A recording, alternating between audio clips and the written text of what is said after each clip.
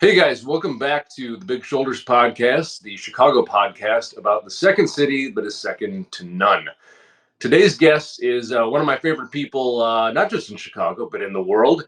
He is the host and creator of 90-Second Recap. He is a incredible sports historian and just a solid guy all around.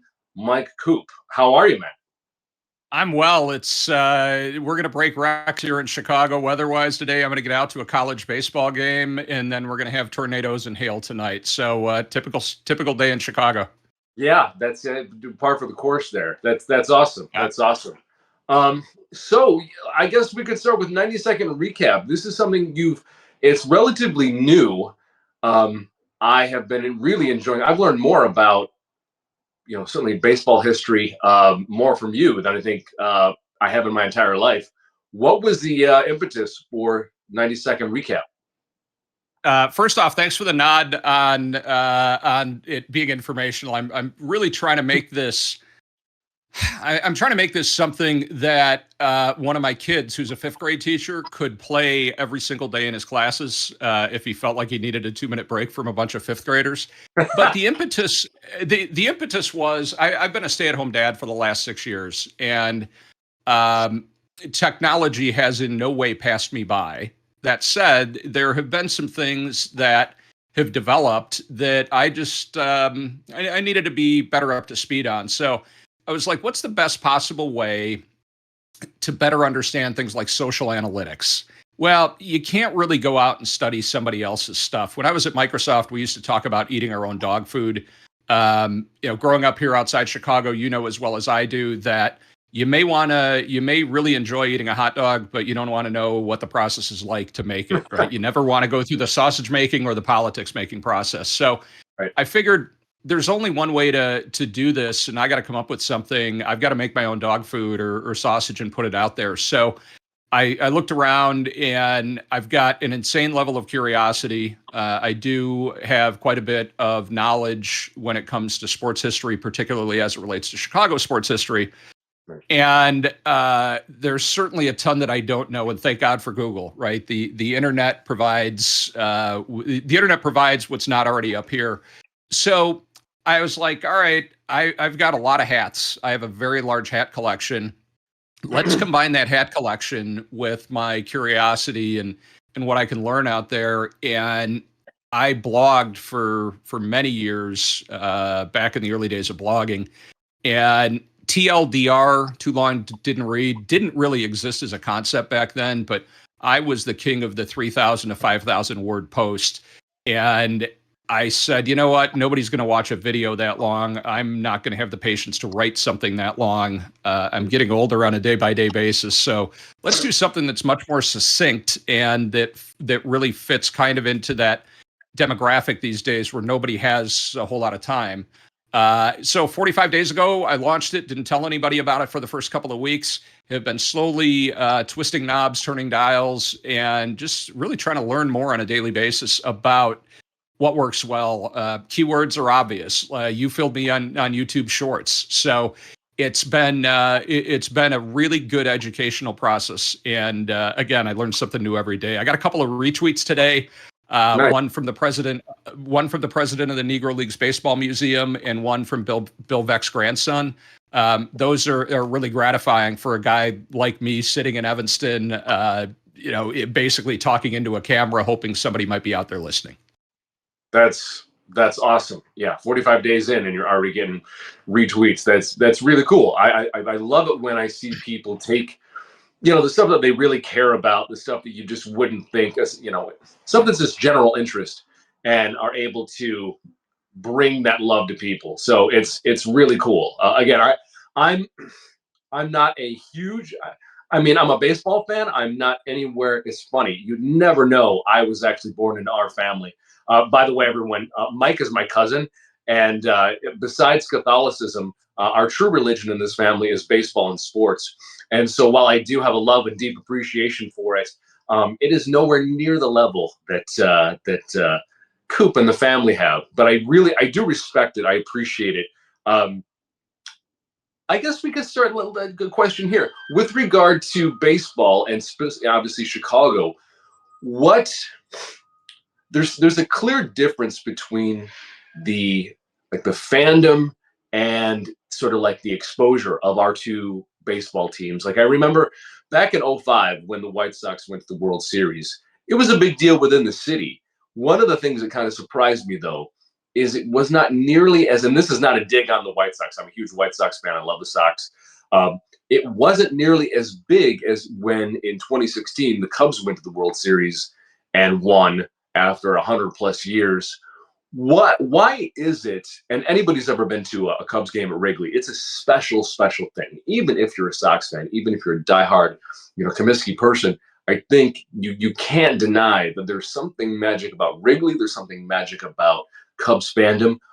Why do you think that there's a difference there? What makes, for example, the Cubs fandom so broad and universal?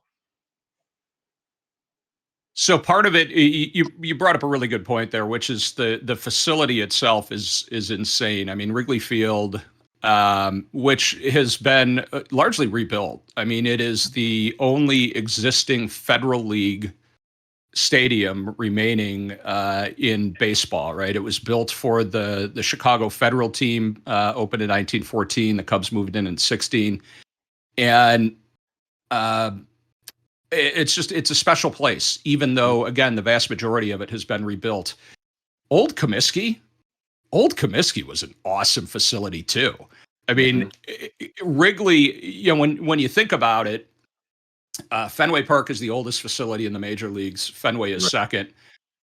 Dodger Stadium's third, right? Yeah. I mean, Dodger Stadium opened in '62, and you look at that place and you're like, wow, that doesn't look anything like Fenway or Wrigley. But if you go to a game at Wrigley, it is truly an experience. And if you go to a game at New Comiskey, it's a parking lot, and you don't get any of the feel of a neighborhood.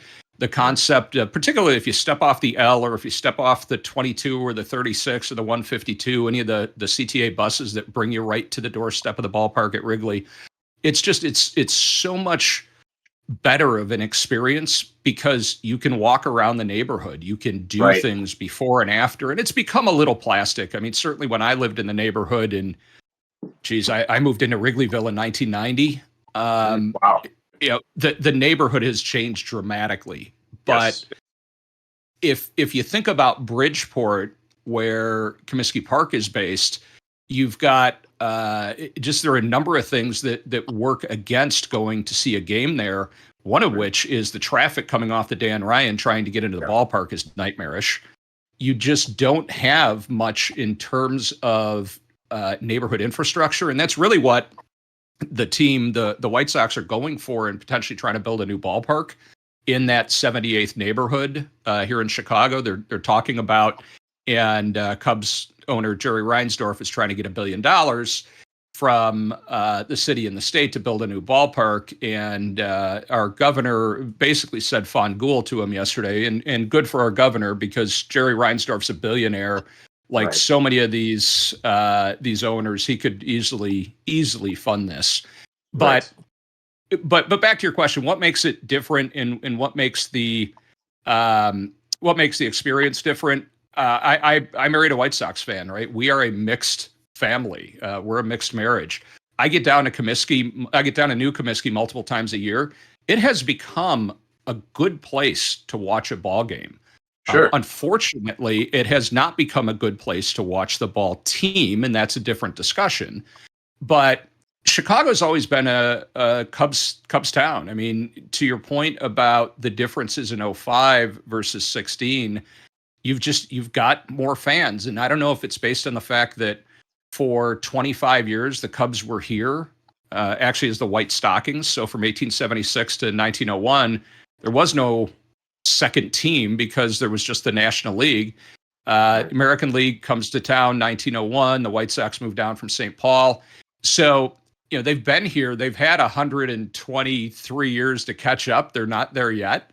Right. And honestly, under current ownership, it's tough to be a White Sox fan. I had an exchange with a good buddy of mine today. He's a college friend, and he said, you know what, if Reinsdorf takes this team out of town, I'll turn to bleed Cubby blue. And that's the type Right. of comment I would have never expected out of a diehard White Sox fan. Right. Right. Yeah. Yeah. There's so much about management that really does seem to make it or break it, I guess.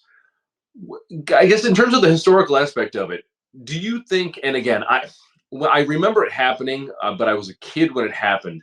When the decision was made to bulldoze Old Comiskey, what again? Because I was a kid at the time, was it something that had to happen? There are so many people that I talk to, so many Chicagoans, even family members, that kind of feel that wonder, like, was that necessary? Like, the Old Comiskey was a special place too. Was in hindsight, was it the best decision that could have been made? Could there have been some, I don't know, adjustments made to the Old Comiskey, or was it something that was inevitable in your opinion? So complex question, but a really good one. Dan Evans, who was with the White Sox at that time and later became the GM of the Dodgers, I think Dan would be a great one to answer that. And maybe we'll see if we can get Dan to jump on here at some point, because his voice is unparalleled in terms of understanding what happened with the White Sox back in those days. But if you look at what the Cubs have done in terms of rebuilding Wrigley since the Rickettses took over, nobody thought like that back in the late 80s when Jerry Reinsdorf and Eddie Einhorn, the owners of the White Sox, were looking at either upgrading Comiskey or replacing Comiskey. Excuse me. So I really bring it back to how creative do you want to be? And I look at New Comiskey opened in 1991. I went to a game there in probably May of that year, and it's the only time in my life I've ever had vertigo. And I'm not kidding. We sat, we were a couple of rows from the upper deck. They have since sliced off. It's either 6 or I think 8 rows of the upper deck. It was horrible. And if you look at that facility, that was built by an architectural firm, or designed by an architectural firm called HOK. They're out of Kansas City. They are far and away the firm that you go to. There might be somebody else, but HOK are the guys that really design new stadiums, and they designed New Comiskey based on what the White Sox ownership wanted. Well, 1992. Oriole Park at Camden Yards opened. It was designed by HOK, but they had a guy, Baltimore, team president at that point was a guy named Larry Lucchino. Larry Lucchino looked and said, let's make this throwback. Let's go old school. Let's do things that you don't see in modern stadium design, because at that point, modern stadium design was Cincinnati and Riverfront Stadium, and it was a concrete circle, and Pittsburgh, Three Rivers Stadium, it was a concrete circle. You had all these soulless, not palaces, and Comiskey, thankfully, New Comiskey is the last of those, because people stopped thinking like everyone else that this is how we need to build a stadium, and they said, oh wow, we can actually do a throwback, and we can go back and we can take the aspects that people loved about the old ballparks. We can bring them in with all the new modern amenities. So could old Comiskey have stayed intact? I doubt it, only because the bones were crumbling. Right. And short of throwing tens, if not hundreds of millions of dollars at the ballpark, sometimes it's better just to start over from scratch.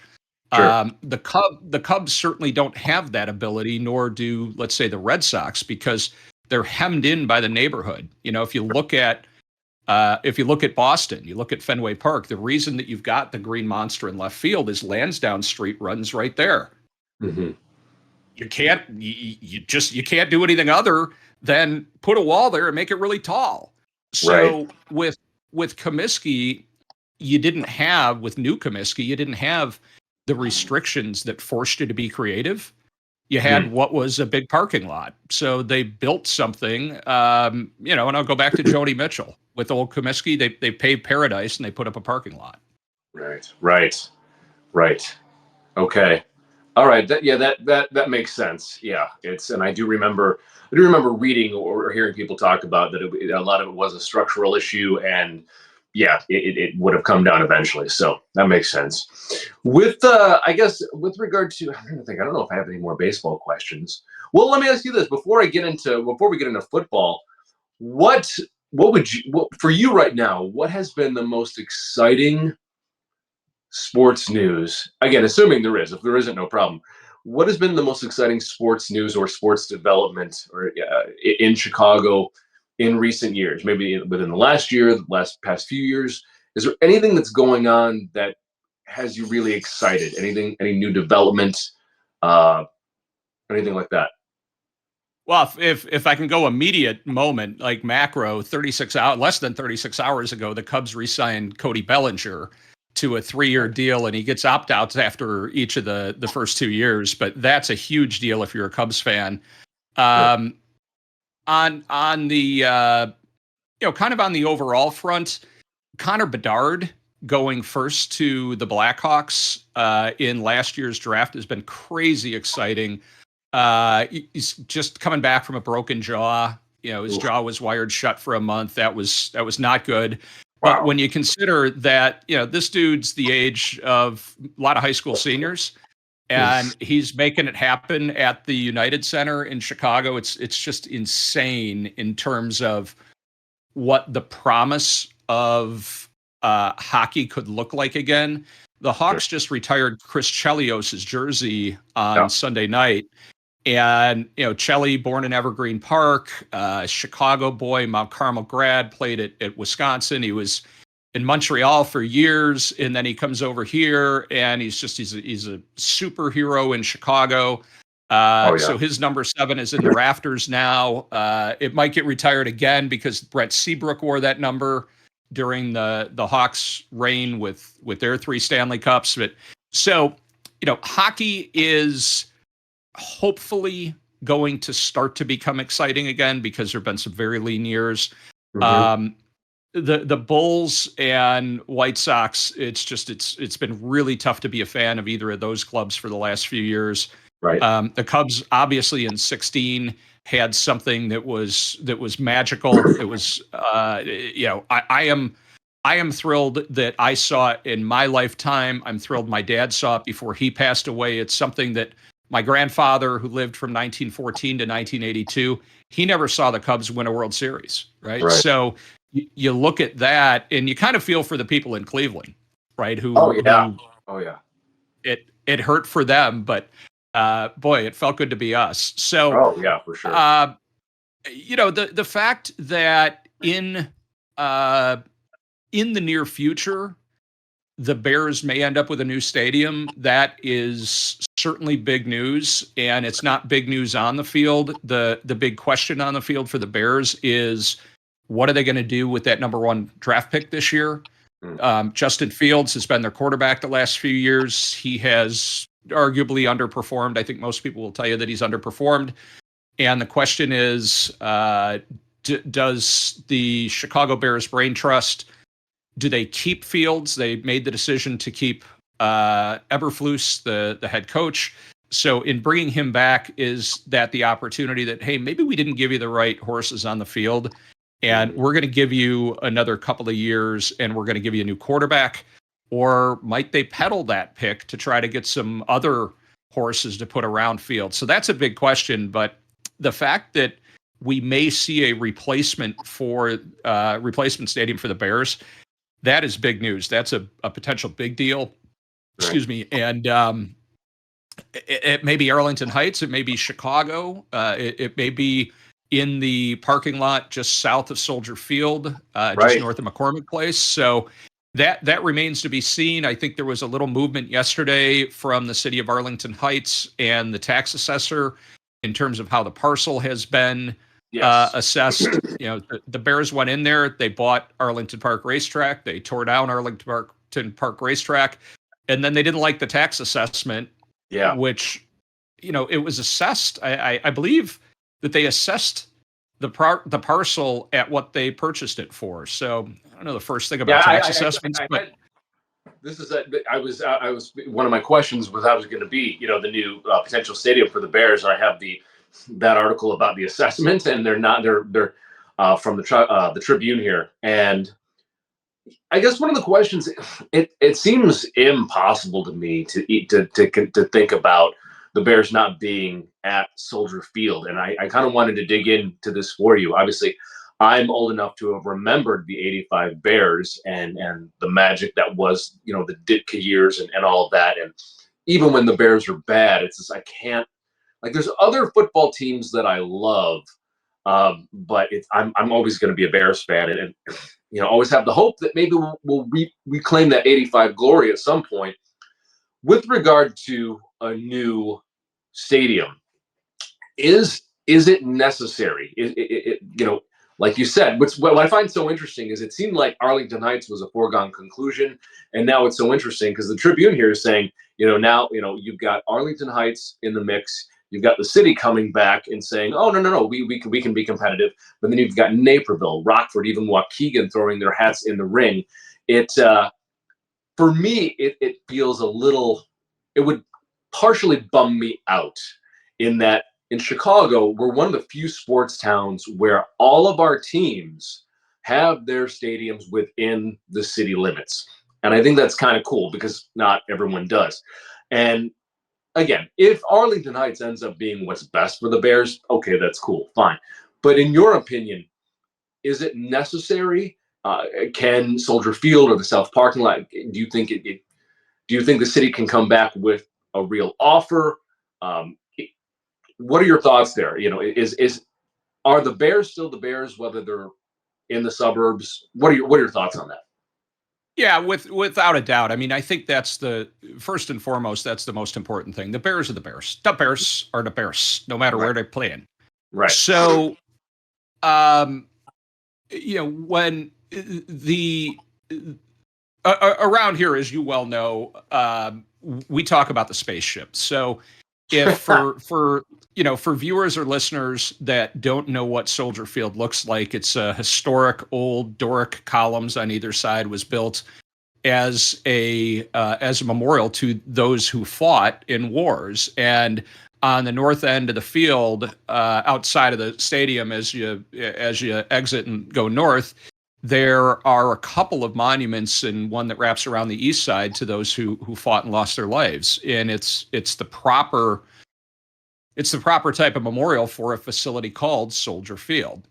So what they did in terms of trying to upgrade it, and I don't even remember how long it's been now, they in effect parked a spaceship in the shell of Soldier Field. And do they need to upgrade it? No, they don't. Would it be a really good thing to somehow have a newer stadium with more of the modern conveniences? Absolutely. It's the smallest facility in the National Football League. It seats 62.3 maybe. I think it's a shade over 62,000. You know what? In Chicago, you can charge what you want for Bears games. So if it's a revenue thing and you need the equivalent of 10,000 more seats, it just charge more money for season tickets. That's really what it comes down to. But as we all know, it's not the season tickets that pay the freight. It's the corporate suites. It's the other amenities, the things that you can do. And Soldier Field just falls short in that regard compared to newer places with newer and more modern amenities. Right. If I was going to choose a place to put a facility where I'm going to attempt to draw 60,000 plus people 8 to 12 times a year, I'm certainly not going to put it in a place that is hemmed in on one side by a lake. Right. So from a transportation standpoint, Soldier Field sucks.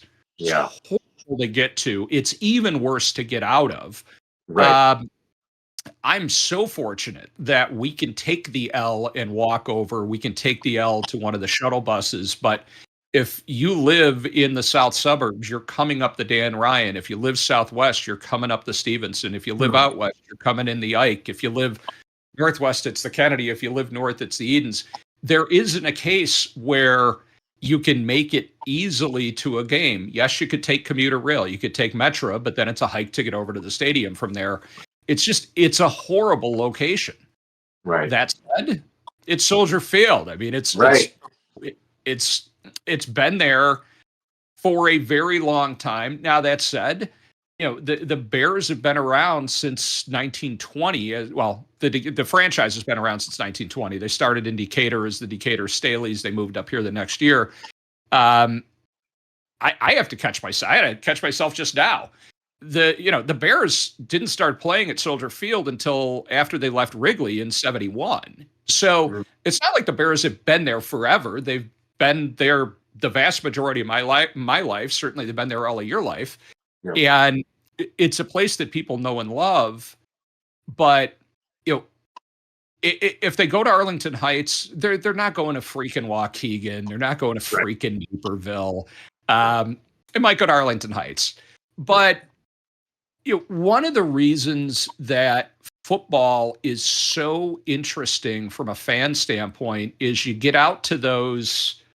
You might get there 11 times a year. People usually don't go to the preseason games, but the folks that you sit with, if you're a season ticket holder, you've watched their kids grow up. You may see their grandkids.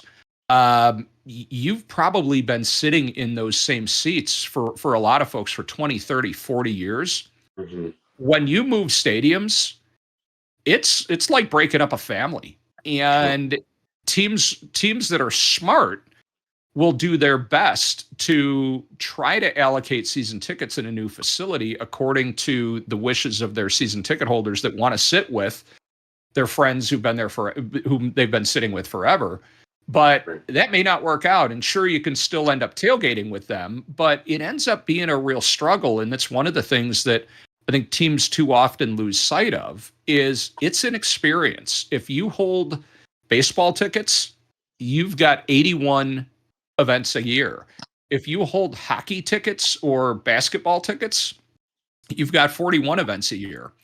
Right. If you hold football tickets, you're there 8 times. That's why people are painting their faces and they're leaving at dawn. And, they're there for the game 6, 8, 10, 12 hours before kickoff because that's what you do in football. Arlington Heights would change that, but it wouldn't necessarily break that. Okay, yeah, I could see that. That makes sense. Going back to your statement about it's been tough to be both a Bulls or a Sox fan in recent years. One of the things that I've always, having had exposure now to other cities and other and really had spent time in other places. One of the things that I find interesting, again, and why I think it's easy to get frustrated with some of the ownership of the various teams in Chicago is, for example, I've had opportunity now to be up close and personal with the Lakers and with the franchises in LA, as hopping back and forth between Chicago and LA or what I do. And I've always kind of wondered why it is that, say, the Bulls can't sort of, and not that every team has to be a super team. There's sort of there's a dark side to building teams that are just, it's all the winners, it's all of the heavy hitters, it's all the murderers, a total murderers row. But I do it's frustrating as a Bulls fan, as somebody who grew up in the Bulls dynasty, experiencing all of that, and now having experienced the opposite of that for many years now. I don't understand why some of our teams in Chicago can't just throw some money around and maybe build some of these teams. What are your thoughts on that? Like, why can't we? It seems like in Chicago, we can't have more than one winning sports franchise at a time. It's the Bears in the 80s, it's the Bulls in the 90s, and then it was, about 10, 15 years ago, we had the Blackhawks were just absolutely crushing it. Why do you think that is? Is that just part of it, or is there something unique to Chicago sports culture where they don't want to spend the money, or they don't feel the need to because we're going to put butts in these seats anyway? What do you think? Yeah, so it's frustrating. I'm not an NBA fan. I will be the first to admit, I'm admitting it here in front of the world. I can be a fair weather fan, or I am a fair weather fan when it comes to the NBA. I was a huge fan of the Bulls during the six-peat days, the first three-peat and then the second three-peat. Part of that time I was living out in California, but would still do my best to follow the Bulls because they were worth watching, right? Right. So it's not that I didn't become a fair weather fan when the Bulls got good. I was actually a Bulls fan growing up. Bob Love, Chet Walker, Norm Van Leer, Jerry Sloan. I mean, Artis Gilmore. These were halcyon players of my youth. I grew up as a Bulls fan, but I stopped being a Bulls fan because the same reason that a lot of White Sox fans are pissed off. There's no other way to put it. Both teams happen to be owned by the same guy, Jerry Reinsdorf, who refuses to make the investment to put a team on the field or a team on the hardwood that's going to compete. And it's frustrating. And it's not like there's no competition, but realistically, there's no competition. I mean, people forget that the Bears had competition back in the first 20 plus years. I don't recall when the football Cardinals moved to St. Louis. It's probably in the 50s. So, maybe 30 plus years that you had the Bears playing at Wrigley Field, and you had the Chicago football Cardinals playing at Comiskey Park. So you had legit competition there, but it wasn't a case that people were going to be fans of both teams, or if the Cardinals are annoying me, I'm going to go watch a Bears game, or vice versa. Same as with the Cubs and White Sox now, right? Right. With the Bulls, you don't. There's no alternative. Right. I mean, if you're a hockey fan, maybe you can go out to Rosemont and watch the Wolves, but generally you're going to watch the Hawks. I mean, other than the WHA in the mid 70s, I mean, the Shamrocks left town after the 32 season. Actually, they disbanded after the 32 season, and there really wasn't any competitive hockey for 4 decades. But if I'm Jerry Reinsdorf, I'm counting on people to come out and go to a Bulls game because it's an experience. Right. I don't know how he expects people to continue to renew their season tickets when the product that he puts on that court is just so bad. I mean, if there's one thing that the Bulls have been consistent with, it's that they've been bad. And you can rue Derrick Rose's knee injury, and you can do this, that, and the other. And let's not make any bones about it. It's by no means easy to be a general manager. We all sit here as armchair GMs or team presidents of operations and say, oh, we could do better.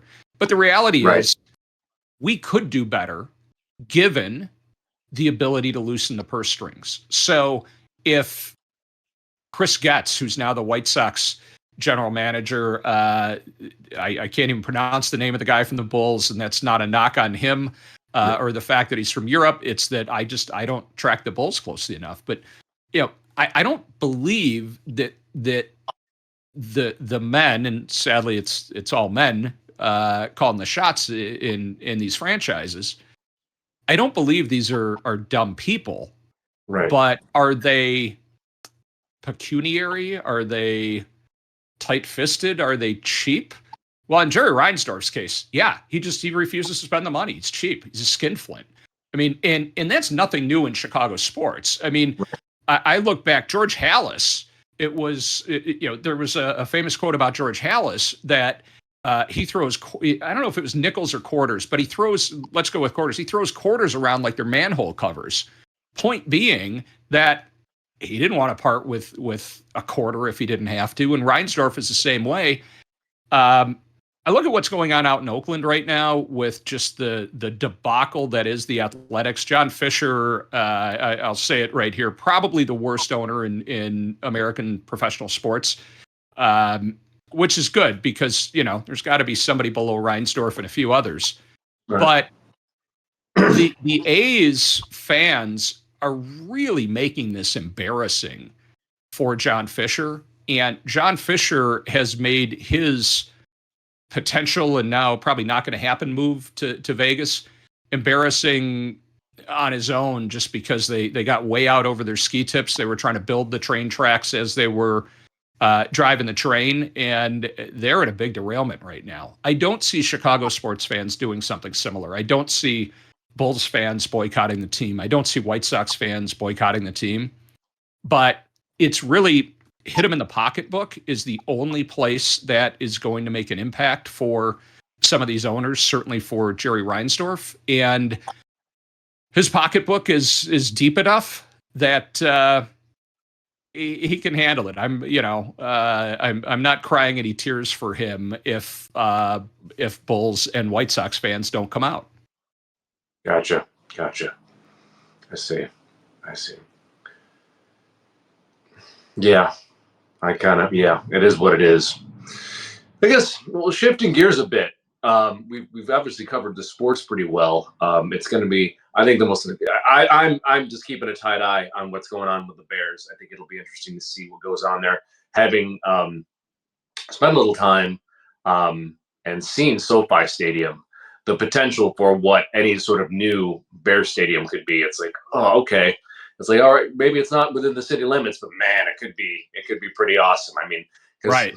They have the benefit of coming after all of those stadiums and like, okay, what worked, what didn't. So the benefit of being not last, but after all these things, I'm excited about.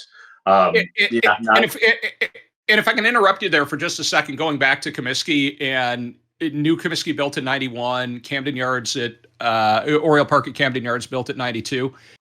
In terms of playing the hand you're dealt, new Comiskey is now a pretty good place to see a ball game. I mean, They have done a really nice job with concessions, bathrooms. I mean, I can't believe I'm saying this, but new Comiskey can be a better place to see a ball game than Wrigley. Can be, right? Not the vast majority of the time, but sure. It's easier to get around. It's easier to get through the concession lines in most of the cases. The Cubs have done a good job of upgrading their bathrooms, at least the men's room. I don't have any experience with the women's rooms, but it's the benefit of being a follower is that you get to take advantage and kind of stand on the shoulders of giants. Right. And I hope to God that the Bears do learn from what the Crankies did out there with SoFi and with some of these other new ultimate palaces that have opened. I mean, I envy you that you've been to SoFi. I haven't been to a new stadium in a long time. Yeah, I really, the next one I really want to go to the Raiders Stadium in Vegas. I remember just seeing the outside of it. It looks like something out of like Star Wars. It's just this big black spaceship. I think that'll be the minute I get a chance to check it out. But yeah, you get to stand on the shoulders of giants. You get to see what came before and sort of perfect that. That's what makes me the most excited about a new Bears stadium. Shifting gears a bit. A totally kind of random poll here, and I guess I kind of know at least the first one. 3 quick rapid fire questions. Cubs or Sox? Cubs. Coke or Pepsi? Diet Pepsi all day for the win. Oh, geez. Okay. Wow, that surprises me. Okay. And deep dish or tavern style? Ah, dude, that's no. Those are 2 different categories. Okay. All right. Fair enough. So yes. Yes is the answer. So that's because what's that? Because it's 3 things, right? It's deep, it's stuffed, and it's tavern style, right? People always talk about Chicago deep dish pizza. I went to Giordano's. Giordano's, that's not deep dish pizza. That's a stuffed pizza. Correct. Right? Can you get deep at Giordano's? Yeah, probably. I never would. Same way that I don't order thin at Paisano's, right? Or we wouldn't go down to the south side to Vito and Nick's. Well, they wouldn't serve us anything other than tavern style there anyway. Right, right. And that's something that I do want to kind of make it a thing to sort of get into. I feel like if there is a contentious political issue uh, to be discussed in and around Chicago, I do feel like it's pizza, because I get so annoyed by people who aren't from Chicago, and I guess this is primarily my friends from the Northeast, whom I love. My friends from New York, from Jersey, from Boston, from Connecticut. You guys have great pizza. There's no doubt about it. But I don't know if it's a marketing problem that Chicago has created for itself, which is what I think it is. But this idea that all we eat is deep dish, I don't know where that comes from. I know that deep dish is clearly a different style of pizza from maybe what you have cross country. But I don't think I didn't have my first slice of stuffed or deep dish pizza until I was a teenager. It was always thin crust. It was always tavern style coming up. And that's my go-to most of the time. I love a slice of stuffed. I love a slice of deep dish, but it's a rare thing. I like tavern style because you get what you want. You get those flavors. You get that satisfaction from pizza, but you can also walk afterward. Right, right. And Right. there's nothing. Go ahead. Well, you've just made me think about the fact, when did I have my first slice of stuffed pizza? I was a freshman at Northwestern. There was a restaurant here in town called Carmen's, and that was where I had my first slice of stuffed pizza. I had never had deep dish pizza, and maybe a testimony to where we grew up in Joliet, Illinois, an hour southwest of Chicago. Probably one of the best testimonies to the pizza that we grew up eating is those places are still there, right? I mean, Yes. I grew up eating Aurelio's and then Semino's. I'm going down to Joliet to see Mom on Thursday. We'll eat dinner at Semino's. Awesome. And Maury's Table, Linda's. I mean, these are places that have been around. They're I'm all 55 years old. They're all still open, right? So, and I'll tell you what I actually think about this from time to time. Like, I haven't had Maury's Table or Linda's Pizza since I was probably 18 or 19 years old, because when I'm home, I go to Semino's. It's just right. That's the pizza I grew up with. But so to your point about a marketing issue, I really haven't thought about it, but I think it's more opportunity. And I think people from other places, particularly in the Northeast, get confused. Like, you can come here and you can get good New York pizza. Is it on every corner? No, it is not. It can be really tough to find a good slice of New York pizza. I happen to have a place here in Evanston called Gigi's, who serves up a good New York style slice. They've been in business for 50 years. But New Haven pizza or Boston pizza or yada yada yada, they're all different pizzas. And right, at the risk of sounding like somebody that doesn't understand Cubs versus Sox, can't we all just get along when it comes to pizza? I think we can just get along. Well, no, I agree with you completely, and I do think that's one of the things I will get into arguments with my New Yorker friends with, is the idea that there is only one style of pizza that is worth eating is nonsense. It's complete bullshit. And what I do like about Chicago, again, because after sports, food is our other true religion. The idea that Chicagoans, again, if you've spent any time in Chicago, if you have ever lived in Chicago for any amount of time, we're pretty hard pressed to turn down any type of good food. So if it's tavern style, there's like if it's New York style, like you said, Gigi's. You've got with Zaza's now in Wrigleyville. You can get your New York slices. I've gotten great Detroit and Sicilian style pizza. I've had great Naples style pizza. I mean, my go-to, again, per what you and I grew up on, it's always going to be tavern style. But if somebody wants to go to Pequod's, if somebody wants to go to Giordano's or Lou's, or you want to go to Zaza's or what, again, it's is it good? That should be the bar. Is it good? Not necessarily style. And I do think it's Right. variety is the spice of life, and if it's good, it's good. If the Sox are doing well, great. If the Cubs are doing well, great. Again, it's all in the is it good, basically. Well, and I think that's something that people from that don't really know Chicago sports culture might not really be fully aware of. It's a good thing for this town if the Sox are doing well. I mean, make no mistake, this is a Cubs town. You know that, Yeah. I know that. Yeah. But it's a good thing if the Sox are doing well for this town. Bulls, Blackhawks, Bears, everybody is behind them because there is nobody to compete with. You've got that Cubs Sox divide, but it's a good thing for this town.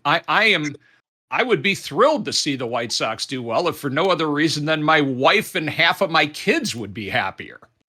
Right. For sure.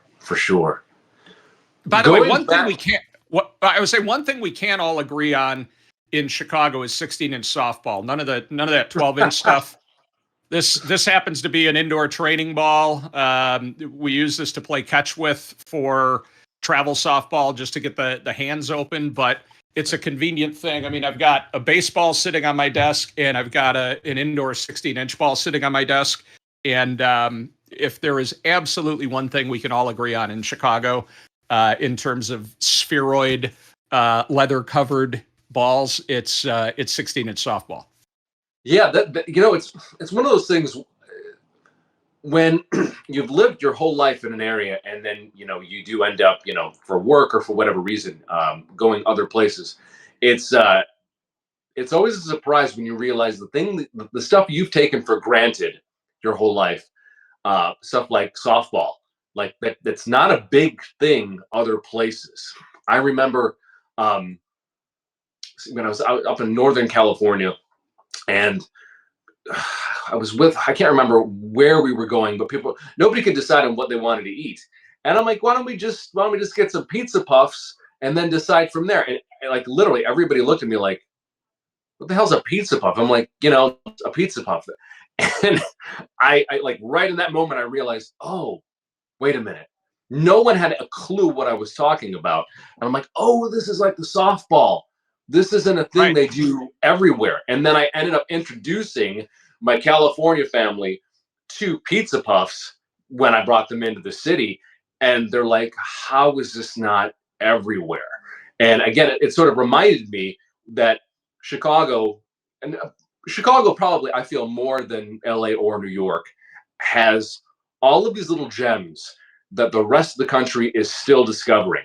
Like people don't know about softball. People don't know about pizza puffs. And I literally have family in Northern California ordering boxes of pizza puff from the Illinois Tamale Company and baking them in their ovens now. I love being, because Chicago, I feel like, and you tell me if you agree or not, Chicago is so different from LA and New York in that we're an inward facing city. We don't worry about what the fuck else anybody else is doing. Chicago is concerned with itself.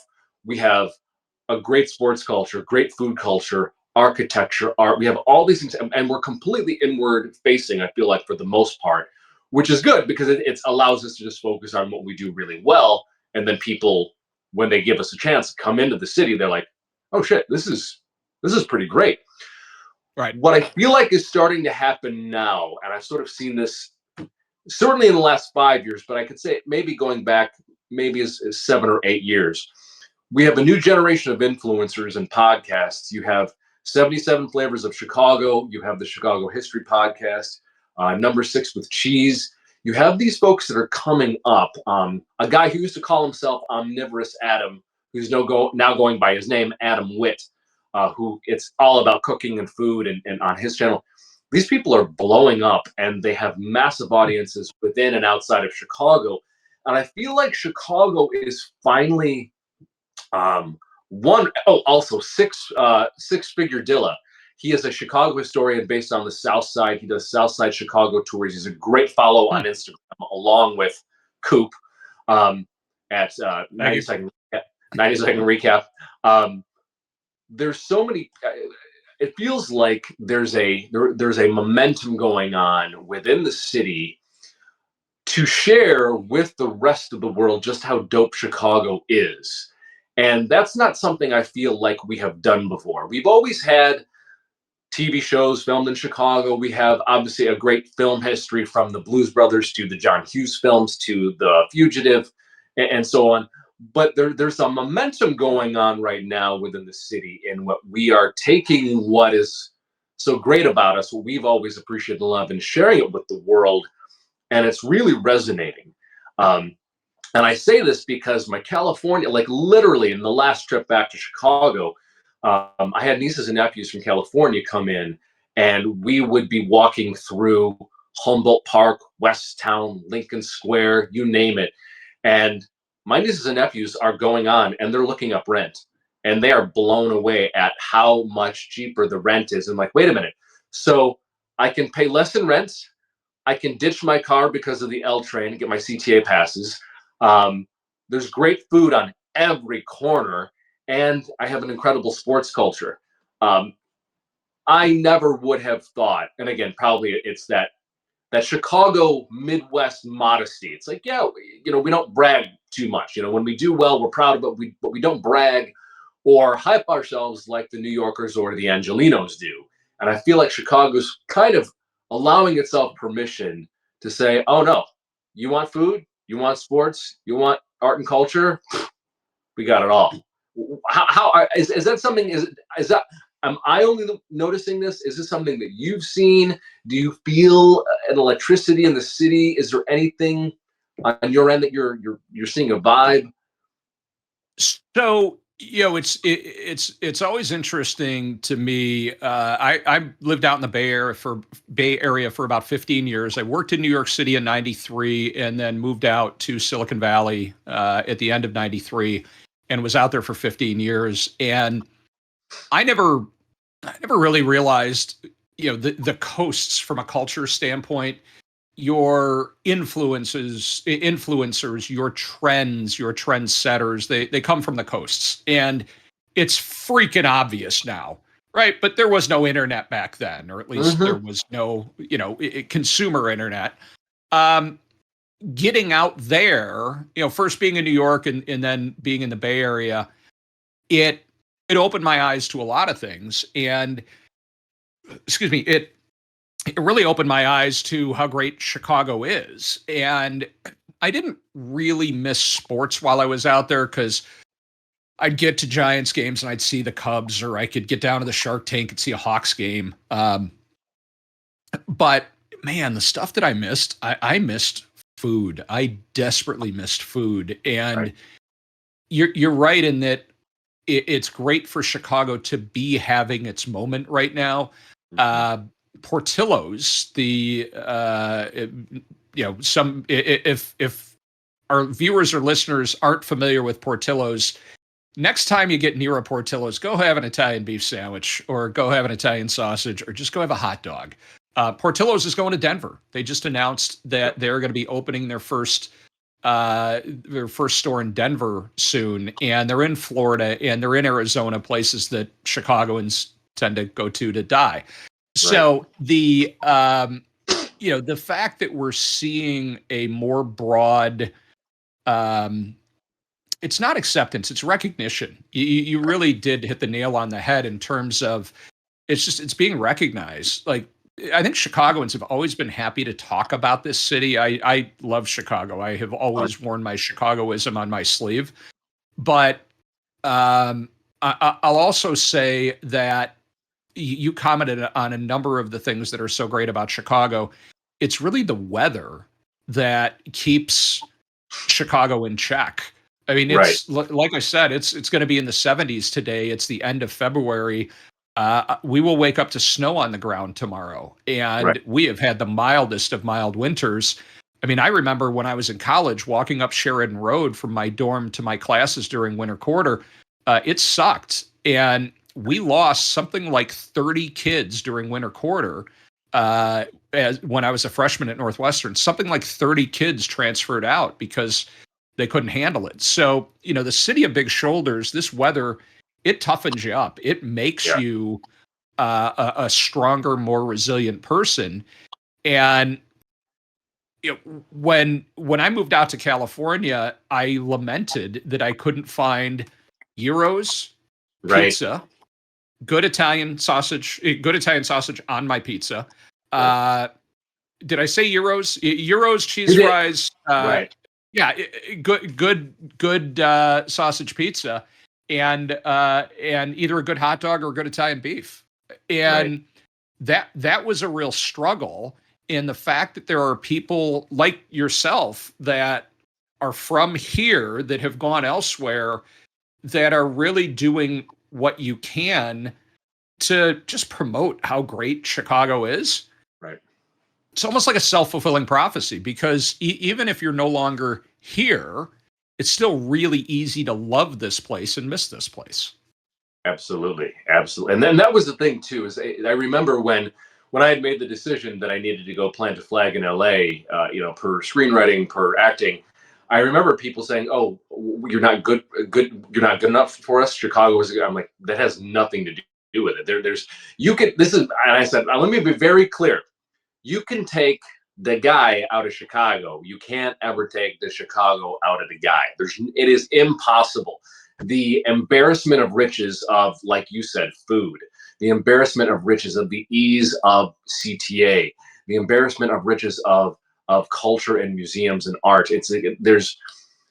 Are there other great cities? Absolutely. But the ability to access all of those things within a city, Chicago is truly second to none.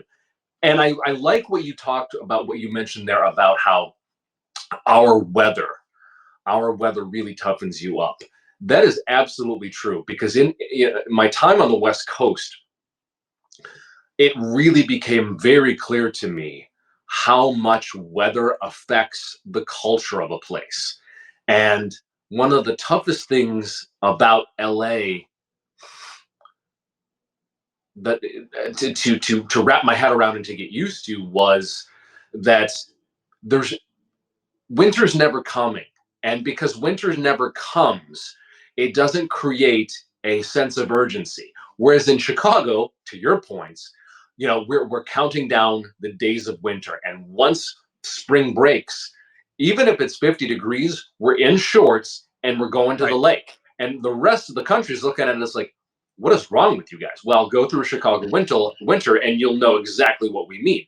And then you're counting down the days of spring, you're counting down the days of summer because you know it's going to go away. And so it creates a sense of urgency that then carries over to the larger culture in things like business, in things like just seizing the day. And, if we're striking when the iron's hot, there's a hustle and there is a sense, again, of urgency across the culture.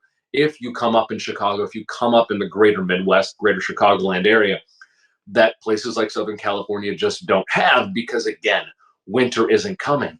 There's no reason to stress. There's no reason for me to be in a hurry because even when it's January or February, yeah, we'll get some rain, but then it's going to be sunny Right. and 8 degrees out. And that is that's one benefit I think of the weather of Chicago, even though the rest of the country looks at us and thinks, you guys are out of your mind. So it does create character. It creates a sense of urgency and appreciation for when the weather breaks. Um, but it also, I think that has a direct effect on our food, bar, and even our museum culture because you've got 3-4 months there where the winters can be rough. And people don't understand. It's like, okay, just because it's snowing and cold out doesn't mean we stop. We're gonna go inside. We're gonna perfect our food. We're gonna perfect our drink, and we're just gonna do stuff that's awesome and inside, just like we do when it's summertime shy. And so I like that too. And one other benefit I think of the weather is that part of the reason why I think Chicago is still affordable even though I know it's more expensive than it was, say, when I was a kid, more expensive than it was when I was a teen or in college, is, that 32 degrees keeps the riffraff out. That 20 below that can occasionally happen keeps those California realtors the fuck away. No disrespect. And so, again, getting a chance to bring nieces and nephews, cousins, and family from the West Coast into Chicago, and just seeing the rise light up with, like, oh my gosh, I could really make a go of it here. I could actually get ahead here. And obviously, as Chicagoans, we complain about the taxes, we complain about, our wacky politics and all those things. But compared to other places, and New York and LA especially, or even San Francisco, and Chicago is still a place where, if you don't have to live in a trendy neighborhood, you can get a decent price for a house still. You can get decent rent. And again, 30% of Chicagoans own a car. You can subtract the cost of a car payment, maintenance, insurance, and fuel out of your budget every month of every year. And those are some real pluses. And it's been so cool to see, my cool ass nieces and nephews in California be like, look at Chicago the way I grew up, sort of, how you'd be fascinated about, like, the California dream and things like that. So it's cool to see it flip like that. Well, and to the point of, being opportunistic, I'm going to a college baseball game today. Northwestern is hosting Illinois State University. Nice. It's because it's going to be 70 degrees here today. This game was dropped onto the calendar on Saturday night, right? This is Division I baseball, and these teams, Illinois State's about 3 hours south of here and has a little better weather than we do, particularly here hard up against the lake. But you don't generally schedule home games in in late February or early March. Right. Look at Northwestern's schedule. They're getting on planes Thursdays, and this is the case for the softball team too. They're getting on planes on Thursdays, and they're going to warm weather places, and they're playing 3 or 4 games in a weekend series, and then they're flying back on Sunday night. And that's just the way that any Northern team plays for the first 3 or 4 weeks of the season. Well, and this is not the first time Illinois State and Northwestern have done this. I recall at least one other time in the last 4 or 5 years where the weather has been good early season, and they just snap all of a sudden, hey, we're gonna play a game. So again, if they had said, let's maybe play this game on Wednesday, well, the forecast sucks for tomorrow, but the forecast looks really good for today. So Illinois State's going to get on that bus. I mean, they're probably halfway up here to Evanston right now, and they're going to get a game in unbelievably nice conditions. And then tomorrow they're going to go back to practicing in the field house because there's snow on the ground. And it's, you said, seize the day. I mentioned to one of my girls the other day, I said, I'm going to go carpe the diem, and they had no idea what I was talking about. But the weather really does compel you to move with some urgency, with some alacrity. No, definitely. There's no more appreciative human being than a Chicagoan when the weather breaks from the winter. There's just, people don't understand, like, we're literally cartwheeling out of our house to get to the lake, and believe it or not, we have beaches right at the lake. People are always surprised by that. I remember when I brought some of these Californians out here for the first time. We were coming in, how, like, you're coming into O'Hare, so you're going around. You can see the and they're looking. It's like, one of my nephews said, "Are we near an ocean?" I'm like, it's like, don't be. And I'm like, no, that's a lake. It's like, I've never seen a lake that big. I'm like, well, they are great lakes. So there's that. But anyways, I really appreciate your coming on, Coop. Like I said, I've really loved, and everyone out there needs to follow 90-second recap on Instagram. He's also now on YouTube Shorts. Check him out. You're going to learn more about baseball. Thanks to you. Yeah, thanks sure. To you. I appreciate the advice you've given me there. Oh yeah, no, I knew it would be perfect for Shorts for sure. And as we wrap up here, we did Cubs Sox, we did Pepsi Coke, we did Deep Dish Tavern Style. For the folks out there that maybe haven't ever experienced Chicago, name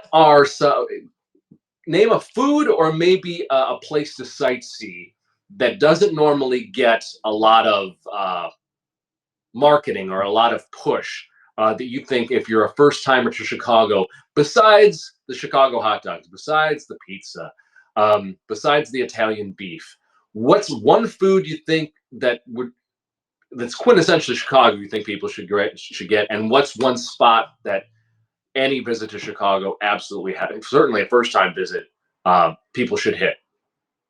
So I'm going to rip off your comment, the pizza puff. So in Italian beef, well, actually, you know what? So I know you're a big fan of the Bear. My wife is a big fan of the Bear. I've actually never watched it because I tend to not watch anything other than sports.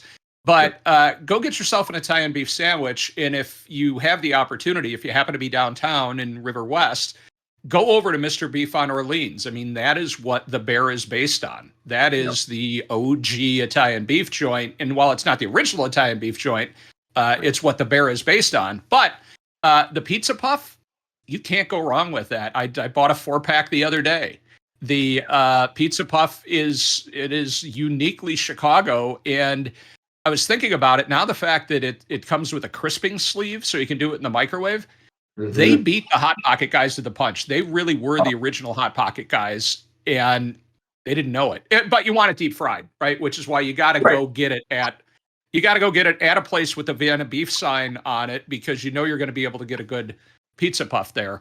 And in terms of where to go, there are, everybody wants and frankly needs a photo in front of the Bean. There's the touristy stuff.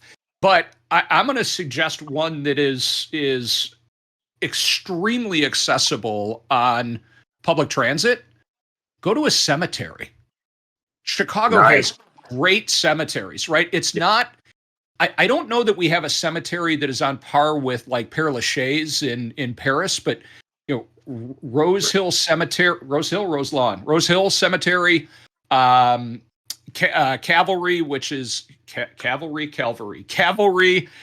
which is on the Chicago-Evanston border. There are a number of cemeteries in Chicago. There's some on the south side that are just big and old and historic. If you happen to be out in the western suburbs, out around Oak Park, there are a couple of cemeteries out there where a bunch of the mafiosos, a bunch of the gangsters from the 20s and 30s are buried. Chicago is a great cemetery city. So, and honestly, I'm sure that there are podcasts on Chicago cemeteries, and if not, maybe you and I start one. Yeah, no, that's a really great one. That is one that I almost never hear. And again, because Chicago is so history rich, like you said, you've got the gangster cemeteries, you have Rose Hill. Rose Hill was the one that I'd spent probably the most time in and around when I was on the north side. And yeah, it sounds creepy, but it's not. They're so beautiful, and they're so chock full of history. That absolutely, and that actually is one thing I can't overstate. Yeah, do the downtown stuff, do the Bean, do Millennium Park, walk up and down Michigan Avenue. But for God's sake, people, get into the neighborhoods. Chicago, the heart of Chicago is in its neighborhoods, without a doubt. And get yourself a pizza puff while you're there. I remember waiting, what was it, a couple years ago. I remember I was at Ashland and Lake, and I was outside of, I think it was Chicago Philly stop, and I waited 25 minutes for 4 pizza puffs to get fried because I needed to introduce this piece of food to my California family. And they're like, "What's the big deal? Isn't it just a Hot Pocket?" And then I explained to them, I'm like, "No. Imagine it's an elevated Hot Pocket. One, the crust isn't hard. It's got 2 to 3 times more pizza filling. It's so much lighter and crispier." And they were like, "Where has this been all of our lives?" So no, pizza puffs and cemeteries, absolutely, without a doubt. Now this has been great, Mike. Thanks for coming on. We'll definitely have you on again because thank you so much for having me. This has been a blast. No, this has been great. You're like me. You can talk the balls off a bowl about most things. And yeah, thank you all for watching. Again, follow Coop at 90-second recap. Follow him on YouTube Shorts, 90-second recap.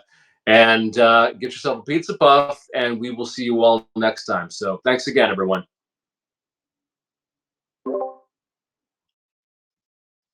All right. Good. That That was was fun. fun, That Mike. was. I hope that wasn't too long.